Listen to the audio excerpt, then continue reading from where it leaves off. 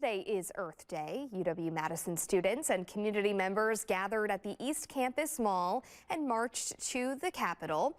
You can see there was a large turnout here, including members of the Forward Marching Band.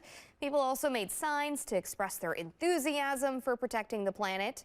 One organizer says Earth Day is all about inspiring other people to take action against climate change.